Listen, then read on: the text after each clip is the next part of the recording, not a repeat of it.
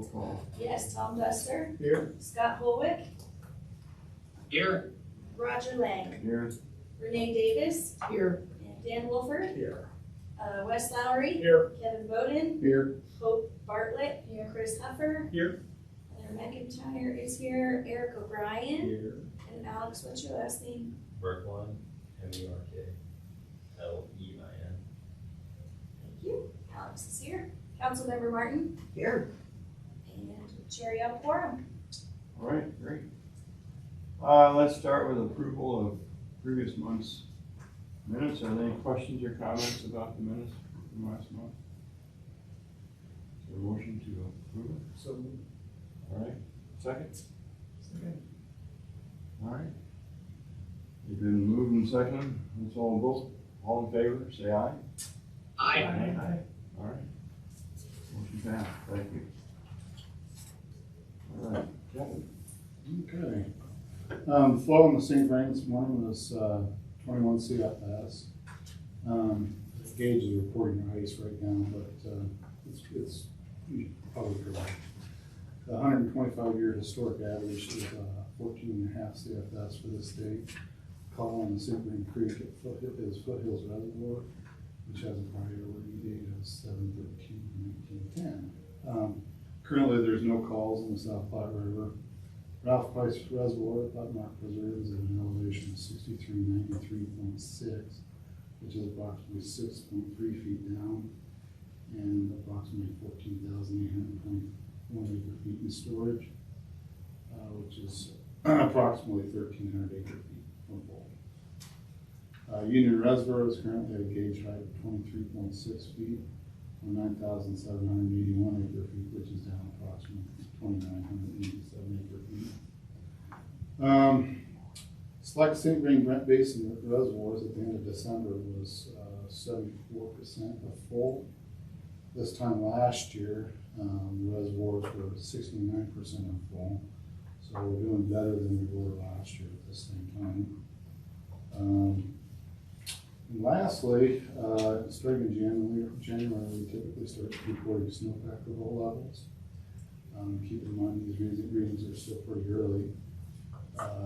The Colorado River headwaters snowpack equivalent is right now at 100%, so looking good there. And St. Vrain snowpack equivalent is at 107% for mean. A lot of snow over there. Oh my God. I was Anybody got in the snow slide at all? Yeah, I was up in Fraser, and within 9-day period, they had 60 inches of snow. Yeah. Yeah, it's just incredible. I mean, Berthoud Pass was closed for 4 days. Yeah. Because of that inches. Yeah. Any questions for Kevin? Numbers stay pretty safe. It's constant all the time. Yeah, they don't change a whole lot. Yeah. You know, come on, just start to change. Thank you. Okay, Dan, were you through with your snow story? What's that? If you want to see pictures, I'm happy to pass. No. That was Say March is first, then we can share you pictures later, Okay. later in the meeting. Sounds good. All right. There's old business. I'm like, I want to hear everyone's stories. Just take a story break. Yeah. Okay, public invited to be heard. What's this? So first, before we jump to presentation by Eric O'Brien, I did want to introduce Alex Merklin. Alex has taken, is the new water resource analyst for Longmont. He's kind of taken over what Nelson Tipton was previously doing. Today is his first day, so be gentle. Oh, you lucky guy. He's Longmont, born and raised native. Went to CSU, got his degree in watershed science and geography. And then he just completed a 6-month internship with the city of Greeley. So kind of a quick background of Alex. So you'll be seeing this in your face as we move forward. So welcome. Yeah. You're fortunate you don't look like you've been through college. You look around the room and you really look young, so. So what we wanted to do today is we have Eric O'Brien. He's here to come and share a short little PowerPoint presentation with us. Very short. This is kind of in response to, you've heard Water Resources staff talk about a model that we've been using to determine historic water, non-historic water, how much deficit is still out there. And some of that information is what would be probably helpful to know as we continue to evaluate the fee for cash and lieu of water rights received. So what we wanted to do is just, we keep mentioning this model, and so Eric's gonna go through kind of where we were in 2019. We were still having to update the numbers, and I don't want to steal his thunder, but that's kind of the tee up, and I'll let Eric hit it home. Well, hello everyone. I know I've met pretty much everybody from the city side. It's nice to meet all of you who sit on the board. I've been here working for the city in a GIS capacity for a little over 11 years. And I've done quite a bit of support for the water board. But basically what I wanted to show you is just a few slides on how calculations are done. We're not going to talk about them in depth, but show you kind of just a short history of how GIS is supported. Wes and Ken and the whole team, and that, you know, we have the ability to do lots of things analytically wise based on the information that they receive from the water rights and things that come into the city through annexation and stuff. So if we can go to the first one.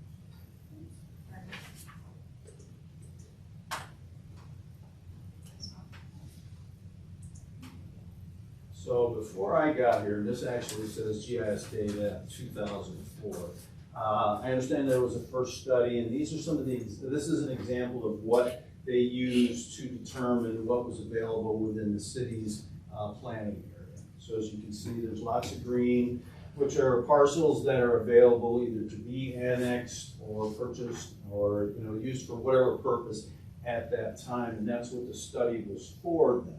There was very little that was owned by, say, Boulder County or other organizations that, you know, would impact, or there would be difficulty, say, getting water from those resources. So this is basically, from what I know, the most historic information we have for this type of study and analysis. Let's go ahead and do this one. So in 2018, a couple of my staff members took it upon themselves after they had a request from Nelson Tipton and Wes and Ken and group to do more detailed study. Again, it's based on the Longmont planning area, but as you can see in this representation, there's a lot less green. A lot of things happened over 14 years, so the available water for the time when the city gets to build out was reduced. So this year, I've been approached again by Ken and Wes. We're going to, and if you go ahead and go to the next slide, we're going to help them do another analysis. And this analysis, or when we go through and look at all this information, it's always done on a parcel level.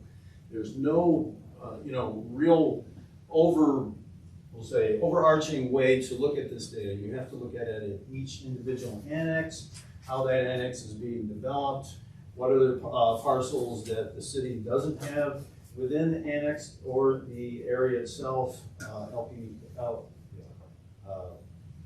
LPA area, sorry, I don't use that acronym too much, that's available for use. So we have to actually look at, you know, what's being annexed, what historically comes with it, has it been developed yet, has there been the cash in lieu of or other things met for that property.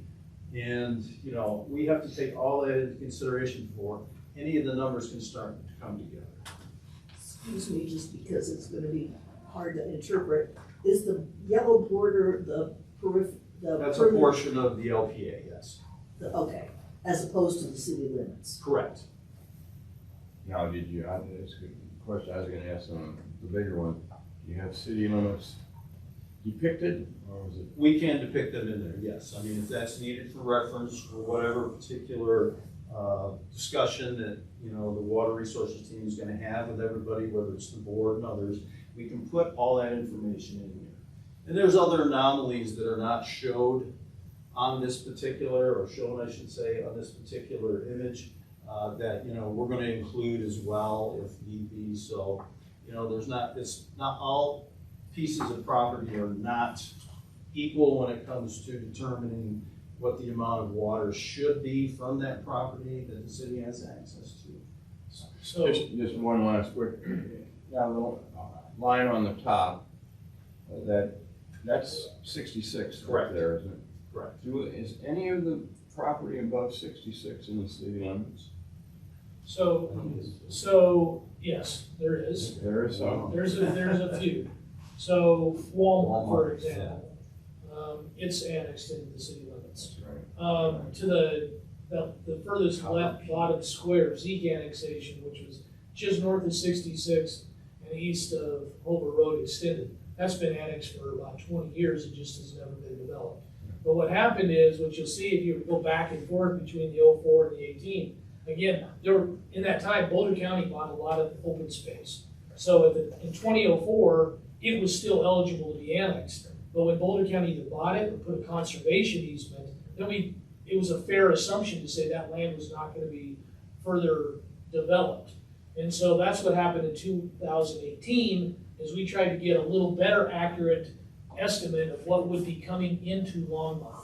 And so it's gonna be 2024, really the end of 2023, we're gonna go in there and further detail where do we look at today, because there's been other open space acquisitions, both by the city and by the county. And we're gonna look at what is actually annexed and what is actually platted or developed between this time and the end of last year. And so one thing that you'll notice between the 2004 and the 2018, there's one more area between the 2004 and the 2018. It's a huge area, and we've been trying to geographically lump areas. And you'll see it here in a couple slides why we need to do that. But it's likely that for the 2004 revision, we'll probably have another Area 11 or Area 12, because what these two attempts did, they didn't address all the stuff in the middle. We know that there's areas that aren't highlighted in this layer in 2018 that still exist, that have been annexed, but still have outstanding deficits. And I can give you a couple. Any enclave annexation that's occurred since the city's done two major enclaves, one in 2004 and one in 1990, and then one in 2004. Every annexation has its own unique deficit. Depends on the historic water that they bring to the table. And so we're gonna try to make 2024's update as accurate as possible. We're gonna try to, in addition to updating all these existing areas, go in there and get the other ones that weren't really included. Albeit small, we wanna go through those, and then again, they have to go through parcel by parcel. And that's where Eric's gonna come in, because we're gonna have to pull these areas, match them to the annexation maps and the plat maps, so we can really get down to a real high level detail of calculating what outstanding deficits are gonna be. So the point of all this is, it's been evolving. It's went from 2004, which was a great attempt for us to make a first stab 20 years ago to understand what's out there, what water rights are out there that are gonna come to us through the annexation process, and then therefore what's gonna be left. In 2018, we just seen a lot of changes. The biggest was all those open space acquisitions, huge, humongous impact. And then we'll see what happens with the 2024 data, but it's something that's gonna take us months to do from a staffing standpoint, and then just trying to be very detail oriented, to not just do a broad brush, but to try to be detailed. Pretty important stuff, right? You know, this is not a trick question, but I'll ask Marcia. If there's a conservation easement present, can it ever be annexed? You know what I'm doing, My Marcia. favorite Pulling your subject, chain. Roger. Well, so I have a couple of questions, and I may be stealing your thunder. There's a new super IGA, like underway.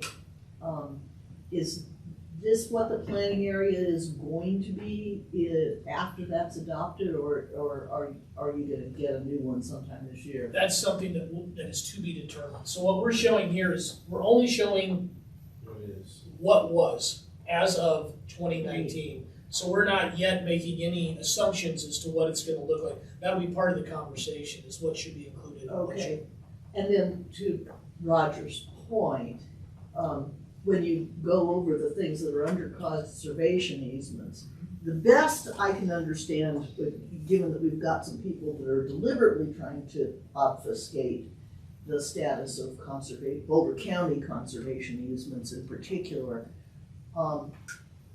there are conservation easements that were granted before the big Boulder County open space push and reform.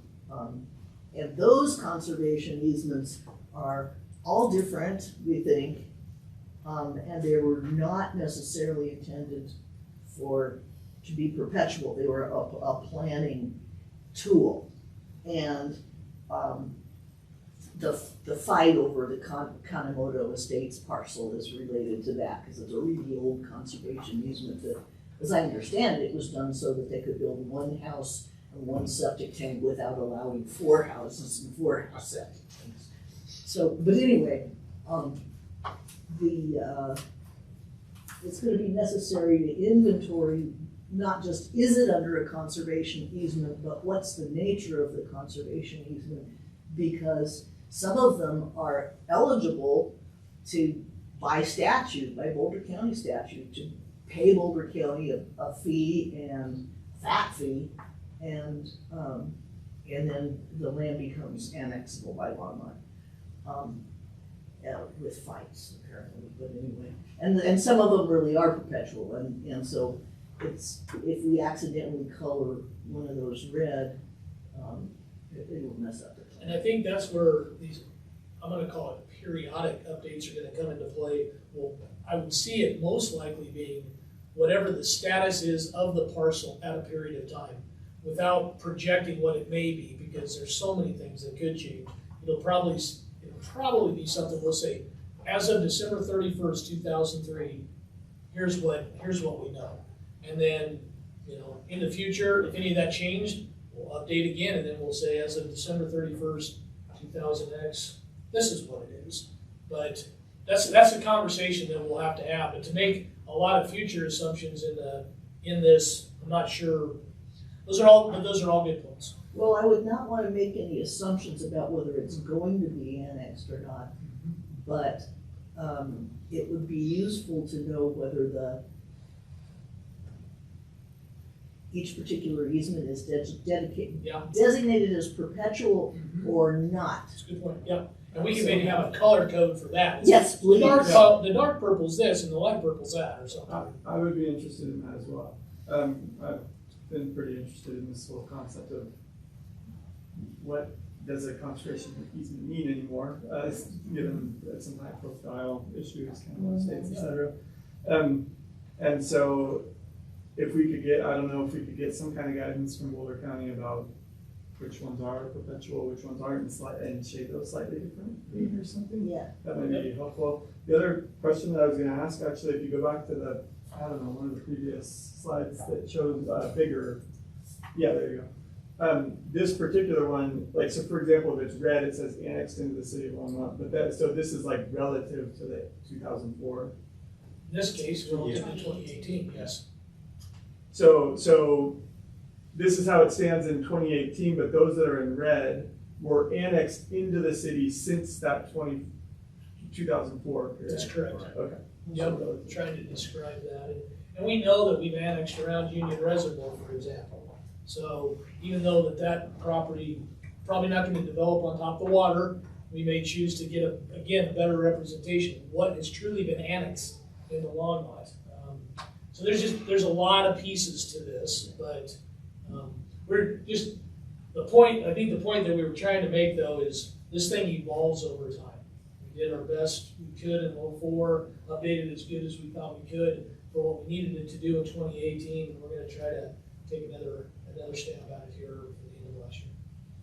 Really, the bottom line is, pinpointing water availability. I mean, that, Couple questions. Yeah. Comment.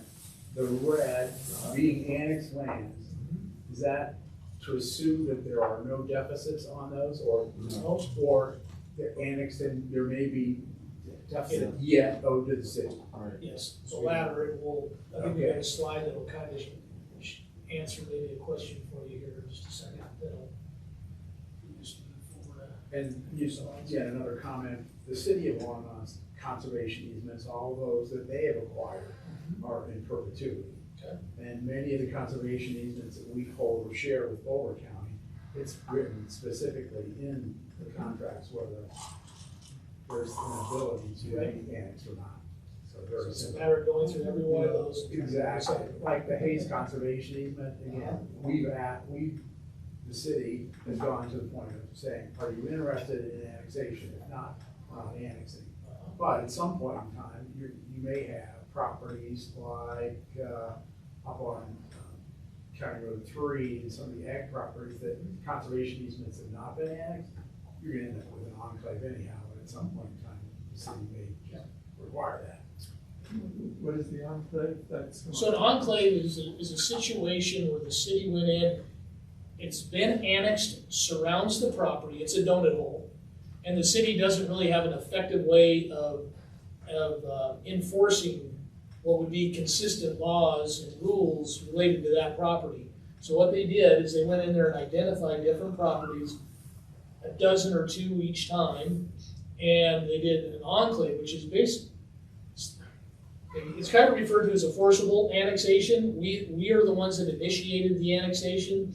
The difference for enclaves from normal annexations is, as an enclave, the owner of the property is allowed to retain their historic water, because usually a condition of annexation is the transfer of the historic water. So they retain that historic water until they further subdivide or develop the property. When they do, they transfer the historic, then we calculate the deficit, then they have to figure out how to satisfy that remainder. So we have some enclaves that exist that have no historic water. So whenever they subdivide or further develop, we already know it's 3 acre-foot per acre. We have some out there that have some historic water that would likely satisfy their full 3 acre-feet per acre. And we have some that'll be a combination. But the primary difference is it's annexed land, but they still have their historic water to use as they always have.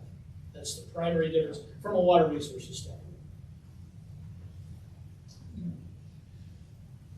All right, Eric? lots of questions coming. Yeah. On the slide too.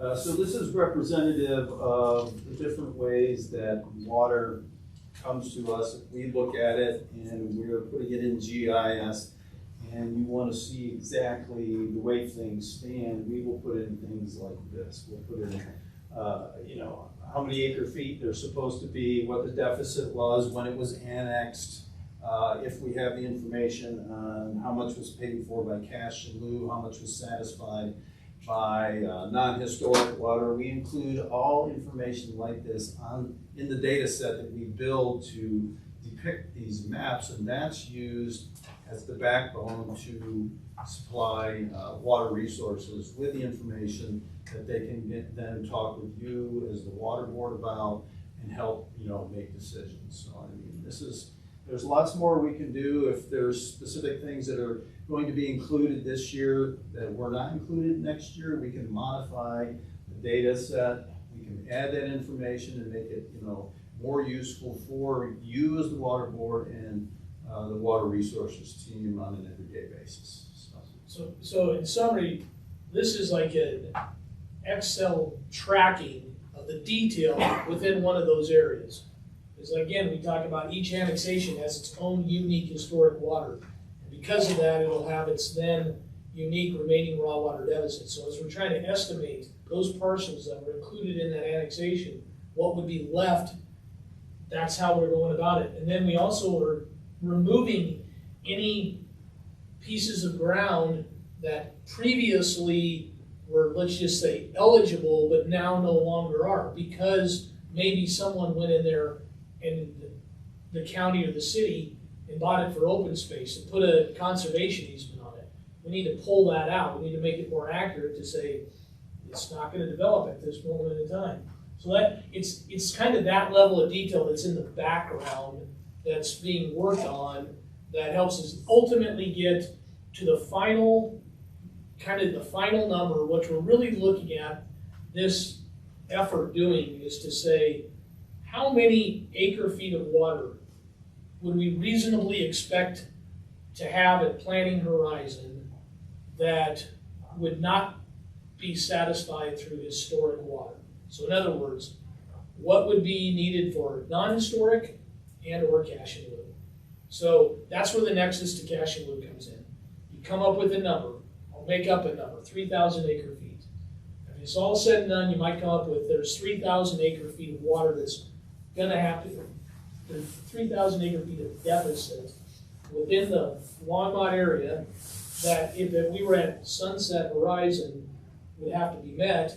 Then we can then look at what's the logical available non-historic water that might be acquired through the, and being transferred through the application of the raw water policy, and then kind of get a sense of what it may mean. It seems like we don't know for sure, because right now the raw water policy allows a developer to choose to satisfy deficits with either transfer of non-historic water rights or payment of cash in lieu. They don't have to pay cash in lieu. But we can probably get a reasonable assumption based upon what we know is kind of readily available, how much that might be. That's really where we're working here, to kind of put it in context, overall context. What many acre feet might we reasonably expect from now till eternity to get in terms of cash in lieu?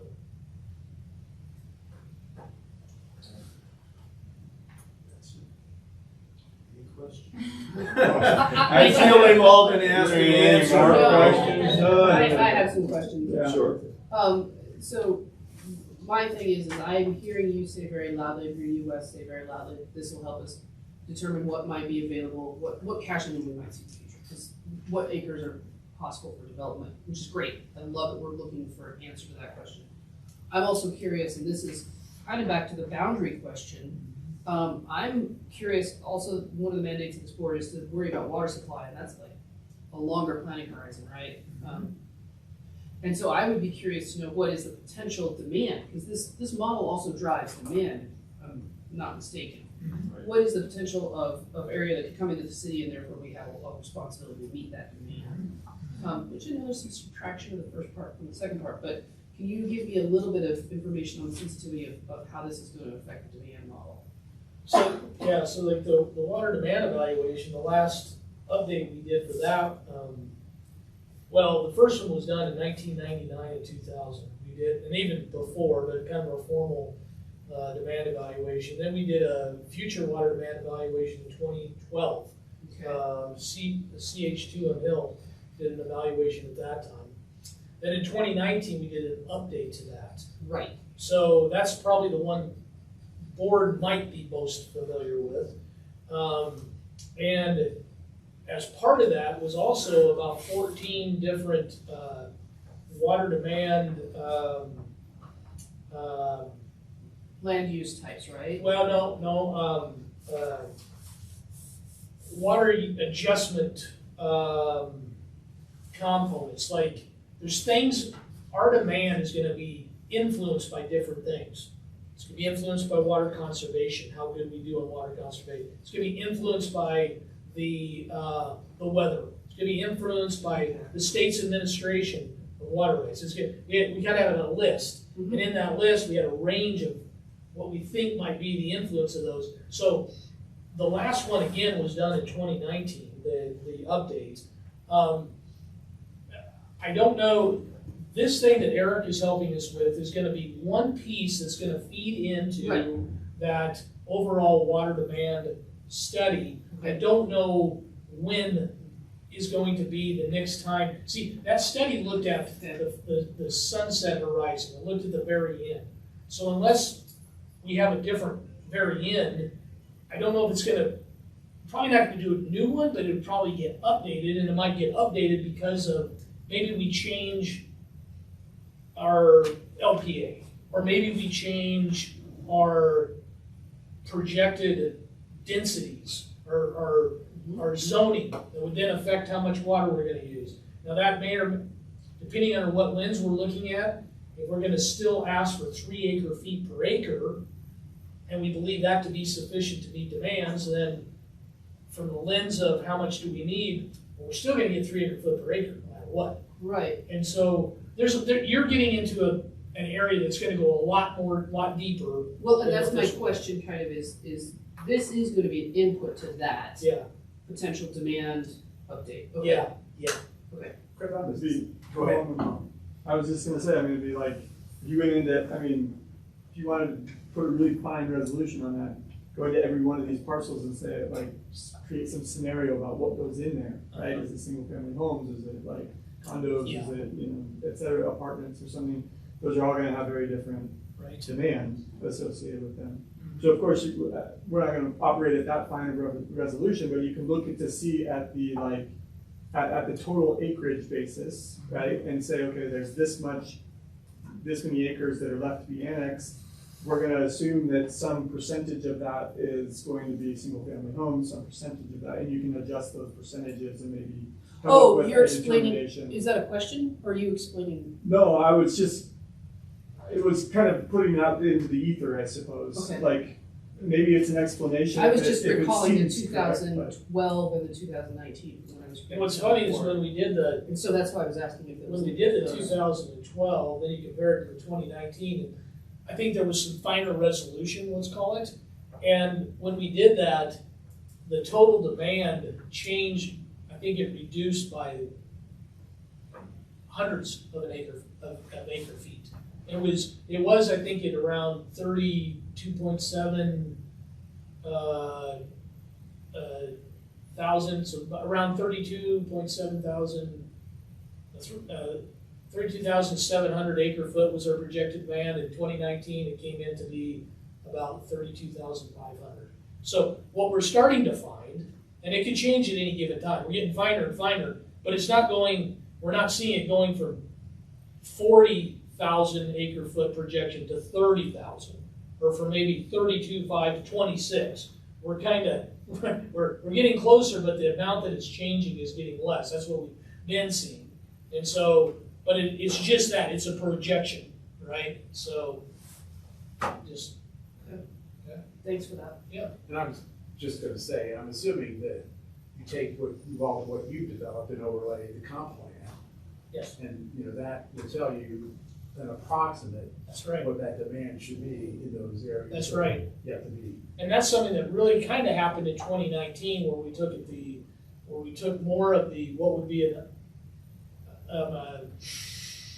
different areas have a different land zoning Right. designation, and then you make an assumption that it's gonna be a certain amount for that designation, and then you plunk that in there. So, yeah, that's something that the water demand evaluation did in 2019. It kind of got a little bit better.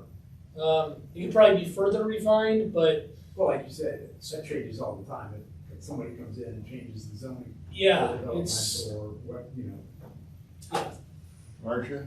Yeah, I was gonna ask about those assumptions as well, because, I mean, if you go back to, 2016 Envision Longmont, it kind of has this assumption that the densest parts of the city are in the center and you have low density on the periphery, and that is no longer the talk from either the planners or the council. We're thinking, well, it's gonna be dense all the way out, and the new zones for annexation are more likely to be residential mixed neighborhood or residential mixed use.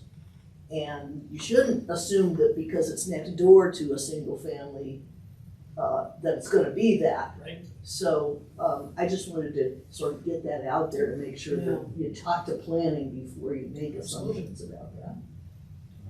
Yeah, and I was just gonna say that, I mean, one of the nice things about this tool, right, is, once you have this GIS put together, then it's a lot easier to go in and kind of, make a few changes in your assumptions and get another answer. Yeah. And so the fact that this tool is going to be available, is huge, right? Yeah. I mean, I think that's like absolutely the base step, the thing that needs It's to. really foundation versatile at doing comparisons. So if Wes were to give us 2 or 3 different scenarios for, we'll just say even one parcel of land, we could tell you what the difference for the demand would be over and above if there wasn't enough historic water. So, I mean, it can get that granular. It just depends on how much work you want to put up front to get the numbers that you really want. If you want really accurate numbers, it takes longer, but in the end, you gain more because you get more clarity, so. Scott, you got any questions? No, because you guys are so darn thorough. Well, I'm tracking. You guys did a good job. okay. Any other questions? Right? I was just gonna ask whether or not, it'll be available to us to click through on our own. So So like, we'll have to see, I mean, like I said, it's gonna take us quite a while, and I don't, we'll definitely share the information when we get it. Now, whether or not, I can't make the decision what's gonna be, like, if we're gonna put this out there, some kind of protected, make available for the public or whatever, because there might be maybe some reasons to do that and to not do that, but we'll have that conversation as we move forward. or, you know, but I suppose there's different ranges, right? There's public and also water board, perhaps, you know, maybe. I don't know how accessible or whether there's a limit. We have a lot of options as far as that goes, so. Very good. Thanks, Eric. Nice to meet you all. Well, Thank hey, you. okay. Any agenda revisions at all? I have none. So let's go on to development activity. Okay. So, Water Board has a couple items for action in front of you. The first is Modern West Filing 1 Final Plat. It's a 19.621 acre parcel located north of Nelson, south of Rogers Road, and west of Hover Street. It actually includes a couple different annexations, but as such, all historic water rights were transferred at time of annexation. And Modern West Filing 1 Final Plat will be in compliance with the city's raw water requirement policy. It shouldn't say, I apologize, historic waters were transferred. Upon satisfaction of the 19.901 acre foot deficit at time of final plat approval. So this is a piece of ground that's mixed use zoning, multifamily and commercial. Don't really know a whole lot other than I've had some conversations with the owner and developer, and as of right now, they've been working towards getting non-historical water. So, any other questions on that? Where that site, the big development that's going on out there now in that kind of that area, is that west of that big development or is it? And it's kind of hard to figure out how much land is out there because There's not much. There's another annexation that's going through the design review process, and it's almost like an enclave, if you will. That is a piece, and so what we're finding is some of these parcels have multiple owners, which took time to get multiple owners together and all on the same page to move the project forward. That's not necessarily the case with this one. A lot of these have to do with just the current economic state of affairs. And so on this particular one, they also, there's always something unique about every project. I think on this one, there was some effort that they need to make on road access. So anytime you have development, you've got to have in and out access, fire. And so that's why there's two different annexations that were a part of this that they had to use to accomplish those goals. But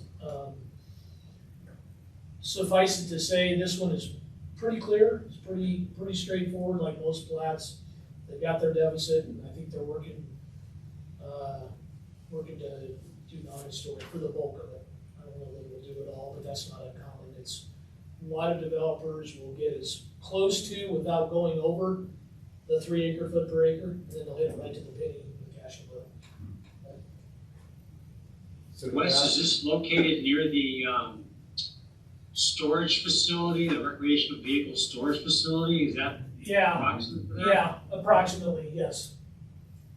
Because they've got that road access along there. Is that part of this, or is this further to the west? So I think it's a little bit to the west, and then there's a leg that shoots off to join that. I wish I could answer it a little bit better, but I kept my review specific to the water rights purview, and so I don't have that, but I can look it up and get back to you if you want me to. That's okay, thanks. And Chris may know. What was the question? I'm He sorry. was asking if this was adjacent to that storage site that was there, which I think Yes. is to the east. Yeah, the north side of this annexation is the north side of Anderson Storage. Yeah. And Anderson Street is just to the east of this, about 1,500 feet to the east. Yeah. So But that's why I was worried about the road access, because I knew that Anderson Road is eventually supposed to connect yeah. Nelson and Rogers, isn't it? Yes. This same developer is looking at that area north of this site, which would include that extension of Anderson Street all the way to Rogers. They are constructing the main collector, which is Mountain Brook Drive right now, which is running through all the homes that they're building right now. And that will connect from where Rogers makes the swoop down to the south. That'll connect all the way through to Hoover. Thanks, Chris. Dan? just for clarification, they have 19 acre feet in deficit that they owe. And it sounds like they're looking to acquire that historic water, Non-historic. non-historic. Should they decide that I just want to do cash in lieu, we would take that 19 times the, right now it's the 48.5? That's correct. Okay. So, That's correct. So I'll go ahead and review with you the next one, and then you can make one recommendation to forward to council on these respectively. The second item in there is 11386 East Rogers Road annexation. It's a 9.24 acre parcel located south of East Rogers Road and east of Lashley Street. This particular annexation includes a quarter share of Oligarchy Ditch and 3/8 of a share of Oligarchy Extension. After the application of the historic water, the total raw water deficit for 11386 East Rogers Road is 21.1 acre feet or 2.284 of an acre foot of water per acre of land. It's zoned for mixed use, and currently the plan is for 355 residential multifamily units on this property. So it'll be What was that again? 355 residential multifamily units. How many acres is it? It's 9.2, so there's about 38 units per acre. So, so they will be in compliance with transfer of the historic water rights at time of annexation. Any questions? Any reason, any downsides to these at all? Nope, these are just normal. Nothing really unique, different than normal. process-wise, at what point in time, if they still have a deficit, they cannot begin to develop the property till that deficit is satisfied? Correct. Okay. And after annexation, anytime after annexation, they can satisfy that deficit. Right. So if they wanted to satisfy it, if they annexed and transferred the historic water, let's say that was completed July 1st, on July 2nd, if they wanted to, they could come and satisfy that full remaining and have it completely satisfied. Now, that wouldn't allow them to develop. They still have to go through the planning design review process for that, but some people will choose to do that. Maybe they were able to maybe they have a water rights portfolio in their holding that would allow them to satisfy it. Maybe they want to satisfy it and then resell the property as fully no further raw water deficits. Some people do that, not knowing what the future may bring. Most of the time, though, they wait until they plat of some sort, and then it's at that plat that they'll satisfy the remaining deficits. Maybe the questions I'm asking is knowing that we're gonna likely bump cash flow here within the next quarter pretty significantly. Does it make sense for some of these people to look, knowing that, and be able to settle things earlier rather than later? That's a financial decision on their part, right? Yeah, we try to always direct them to the raw water policy and let it speak for itself. But then, that being said, I don't know of a developer that's part of the DRC process that I haven't personally had a conversation with about those types of questions. Well, to that point, with these developers, do they have some insight that cash in lieu may change? That's part of our conversation that we certainly have with them. They understand that. And it is also identified in the raw water requirement policy. And they have to read it then. Any other questions? If nobody objects, why don't we just lump these two together? And if that's all right, somebody had a motion to approve these two? I'll move that. Okay, I can second. all right, moved and seconded. All in favor of the motion, say aye. Aye. Aye. Aye. Opposed? Okay, it's passed. Thanks, Wes.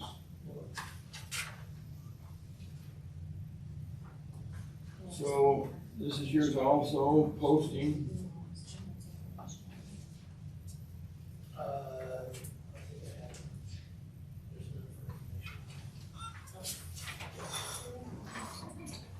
Excuse me? You got the posting piece? Yeah, so Water Board will recall each year at this time, pursuant to Colorado Sunshine Law, Water Board needs to determine its designated posting place for its agendas. And so Water Board in the past has followed the city attorney's office recommendation to designate the public portal on the city's website as the primary location of its official posting place for the monthly Water Board meeting, as well as designating a physical location. And so that physical location in the past has been here in the front foyer. For sake of being consistent, City Council, they chose to make their physical posting place the west entrance of the Civic Center lobby. And so what we staff are recommending is to make, for the Water Board to consider designating the public portal as the city's official posting place, but also the posting at the west entrance of the Civic Center lobby as a secondary physical location for posting. So nothing different than it would be right now as we speak. Instead of here in this foyer, it'd be in the Civic Center building where there's a whole bulletin board. City attorney or city council's agendas, Water Boards will be there as well. Lot more traffic. Probably more traffic. Well, they also already post it there. I post it here as well, but I always send it up to the city clerk's office and they post it up there as well. So since more people see it up there, it makes more sense to have that the official location. But we'll still post it here as well. So it won't hurt us to post it multiple places, but we have to have some place that we're putting it. So. Any comments or questions? I like the putting it where more people will see it. Get some exciting public comment. Yeah. Do you need We can expect 3 or 4 a vote on this? Need an official motion of where those posting places will be. Is there a posting motion? We got that kind of there. Anybody want to make a motion? I will make the motion to change the physical posting location to Yeah, Civic Center. For a second? Sure. Got to chime in, fellas and ladies. All right, there's a motion made and seconded. All in favor, signify by saying aye. Aye. I, All right. Should we wait for Ken to get here? Or We don't take the know next that he'll item? be here, so if We'll we're do saving you guys overtime, being able to Wes. get home, not wait. Yeah, so what we wanted to do today is give a kind of a quick presentation of Windy Gap Firming Project. There's been some really important milestones that have been reached recently, and just highlight some of those milestones and significant accomplishments. I was also encourage you, if you really want to see a really cool video that will kind of do a much better job summarizing this than I will, on the Northern website for Chimney Hollow, they got a 10 to 15 minute video that they made basically at the very end of last year. And it'll go through many of these different bullets that I'll include, but they got some pictures and stuff and some time-lapse photography and stuff, and it's really well done. So encourage you to go to their, if you go to the Northern Colorado Water Conservancy District webpage, and they've got one specific for Chimney Hollow, and then there's a video link on that. So Northern staff on the January 9th gave a presentation to the Windy Gap Firming participants to highlight some of these milestones and accomplishments. Go to the next slide, please. And so this photo was actually taken on the 8th of January, so it's now a week old.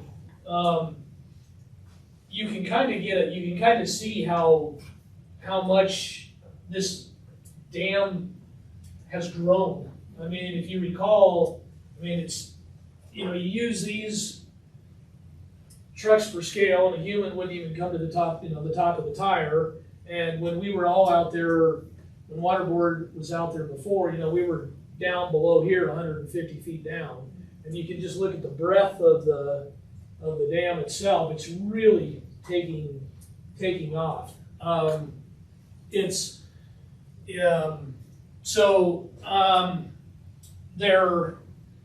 They were able to work a good part of last year, running double shifts, 24 hours a day, 6 days a week. Had on average 500 people on site at any given time. This particular project will be the largest reservoir built in the United States this century. So this is not I'm repeating a lot of things here that you probably have already heard, but hopefully when we're all done and you guys leave today, you're gonna come across, maybe not remembering specific bullet point things, but thinking, wow, they're really moving along well and they're doing a lot of work.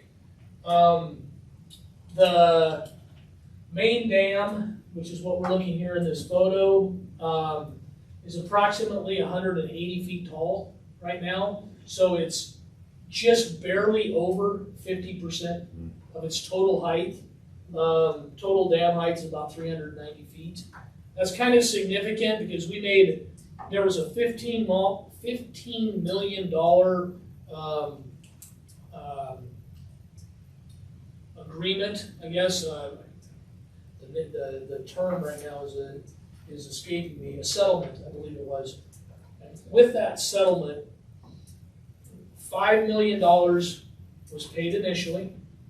And then there was another $5 million to be paid at 50% completion of the dam. So that's why this height is important, because we're now over 50%, and the participants are paying that next $5 million payment.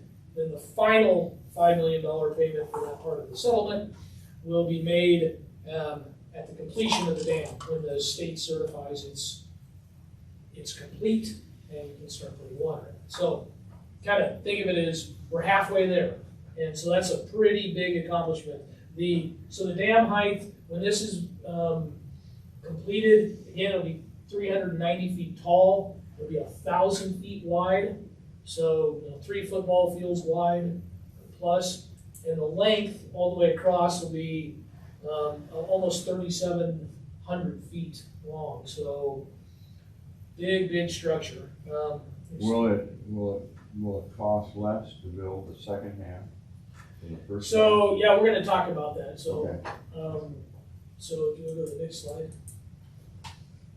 So, on December 21st, they placed the last plinth, which was huge. So now they're gonna really be able to start rocking and rolling. It takes a lot of work to get it going, but now that has been completed, they're on track to have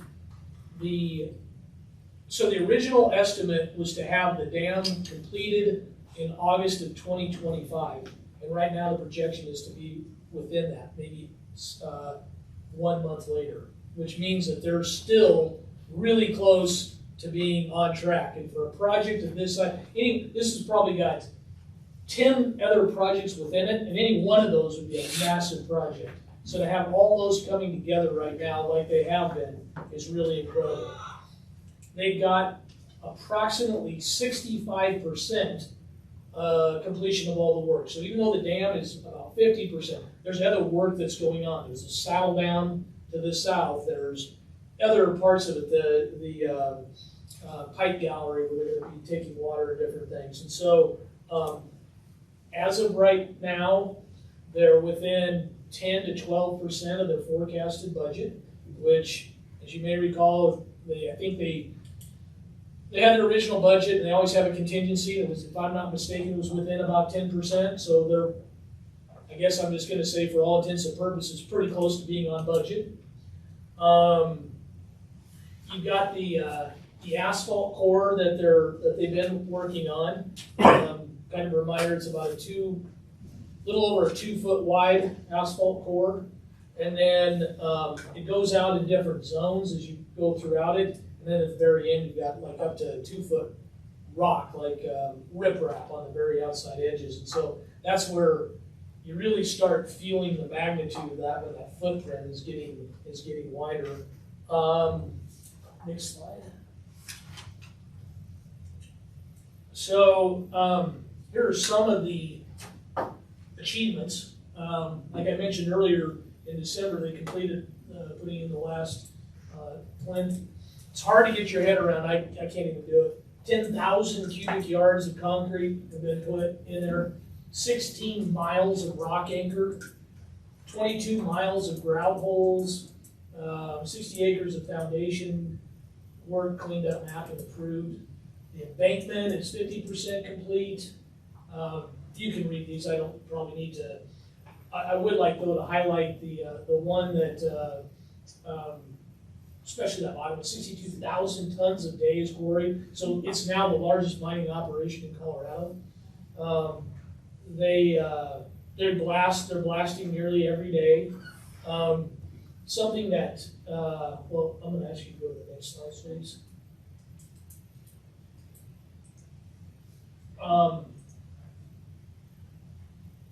Maybe that one.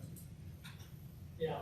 So 1,700 feet of tunneling. I mean, there's just a ton of thing going on. For some reason, the mechanics piece kind of struck me. 162 pieces of heavy equipment. Those are those big trucks that they're hauling. 230 pieces of light duty equipment. This is like your pickup trucks or that size or smaller. They've got 30 mechanics on site at any given time when they're working on this. It's just incredible what they've done. The next slide, please. So, showing kind of the cost, you can kind of see the lines. The red line where we're at now, it's accumulated percent complete. So we're about 55% right now. The blue line is where we were kind of wanting to be. We're what happened was we had a lot of rain last year, and that did slow us down. But now they're actually making up speed, and what we're finding is they're kind of starting to get close, and they believe that if everything, of all the stars align this summer, they're going to be back on, right on track, which is pretty good. The original contract amount was for $507.8 million. They've had some change orders, brought it to currently at $535 million. What they've done so far is 294.5, or about 55%. So I think we're going to find accelerated work being done in this last year and a half, but it's the amount of payment and the amount left to spend is probably just right around half. We got about 45% more to probably pay out. Okay, and then the next slide. So this is just kind of, that's where I was talking about the material placement. If you're just out there looking, seeing where they're at and where they were supposed to be, you see a bigger gap. You know, we were tracking pretty close, and then with the weather, we kind of got behind down here in the summertime, and then we just kind of followed, but now we're starting to get a little bit closer. So we're thinking that sometime, you know, by the middle of this year, we should probably be back on track and getting real close to having all the materials placed and the way that we were hoping for. And slide, I think. Yeah, it's just any questions you may have, but that's just it's still unbelievable the amount of material that they're moving. I mean, creating all that material there and then placing it, and it's but I do encourage you or any of the public to go to that website they do a really good job at kind of highlighting all those and speaking to them. So that's kind of my presentation. If you ask me very many hard questions, I'm about toast, so I don't know if I can answer them, but I would try. Pretty successful. Yeah. You know, think about it. It really is. I mean, it's a great project that we should all feel proud to be a part of. I think it's going to be, when it's all said and done, I think it's, not only is it going to serve Longmont well, it's going to serve anyone that lives in this area well, from the recreational aspect that it's going to give to the, and to just think about what it took to get there. Incredible. Absolutely incredible. Any questions? Thanks, Wes. You're welcome.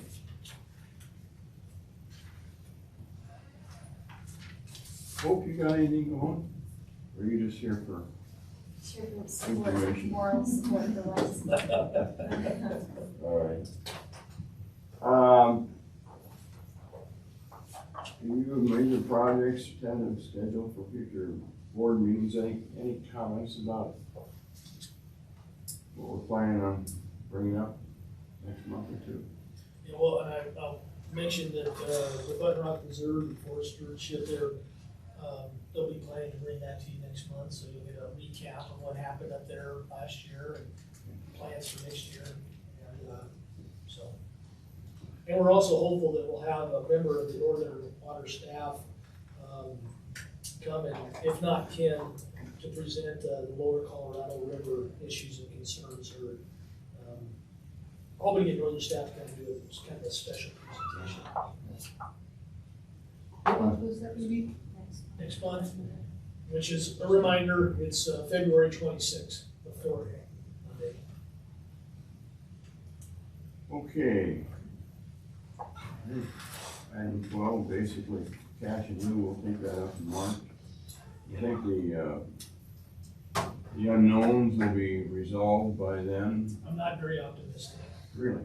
I think and the reason I say that, Roger, is I don't know that you're gonna have confirmed sales of all that parent Windy Gap.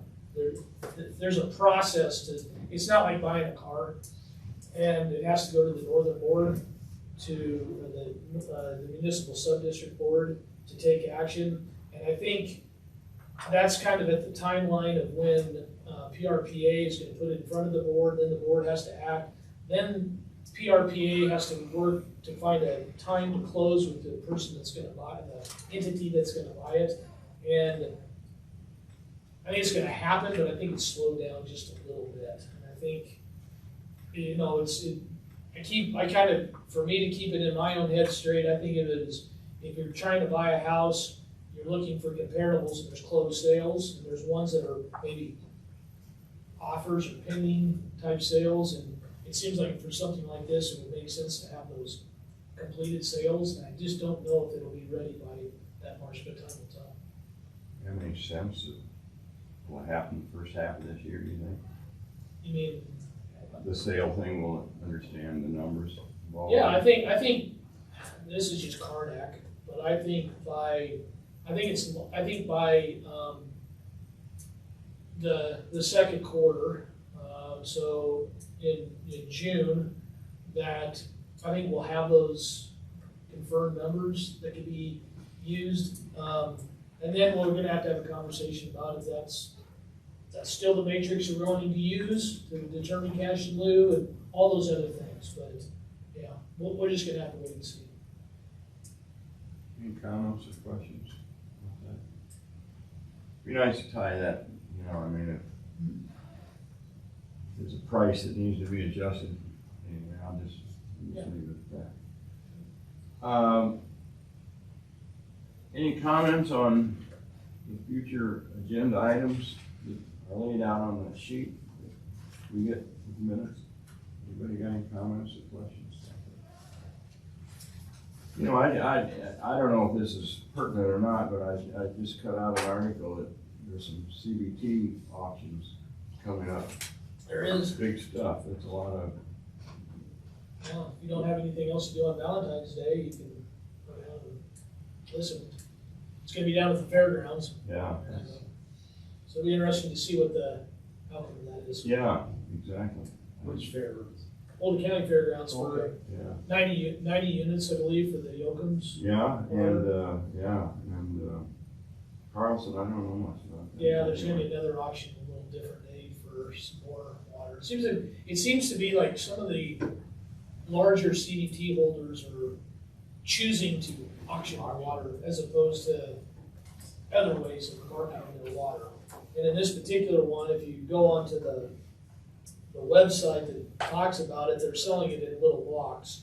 So you could go in there, they're not just selling 90 units, they're acre-foot units, they're selling, the first one is for 2 units, the second time will be for 2 units, and the third one for 2, then it'll be for 3 units, and then for 5 units, and so kind of pick and choose which one, and it's an interesting way of doing it, and it'll be interesting to see who's bidding on it and to see how much they're willing to pay. Yeah. I don't think Longmont will be interested in seeing. I don't think we plan to go try to put a bid in, but I was just about to ask that, like,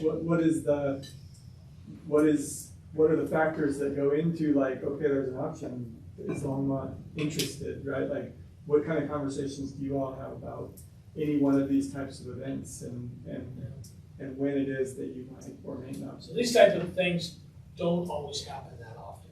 I mean, this is only the 3rd or 4th one that I've really thought of, and it just so happens this particular one is in our back door. So I think, so CBT has its place. CBT is single-use water.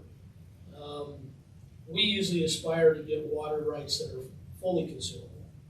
I think water that, like, for example, if we were to entertain the idea of going out and making a bid to acquire some of these, that would be money that we would have to take out of our water rights cash in lieu fund.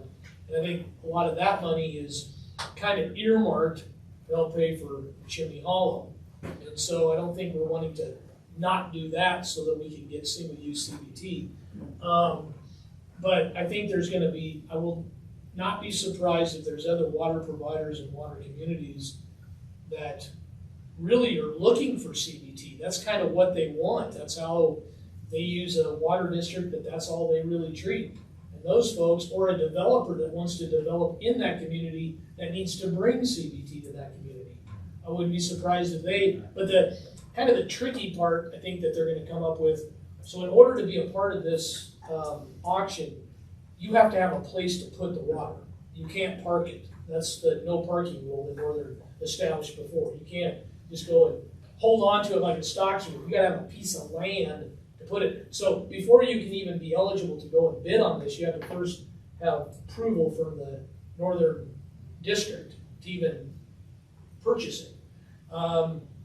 So I think that in and of itself probably limits some properties. There might be some people that have, developers that have acquired pieces of ground to develop, but maybe the prior owner sold their CDT off, and, which is not against the law, but maybe now they're like, well, we really kind of need CDT. So it's just gonna be interesting to track, and eventually we'll get that information, but tentatively, we may try to have a representative down there to just see what it is, see how it goes. Do we, and I'm having like a brain moment where maybe this isn't even the right question, but do we accept CBT water as historic water?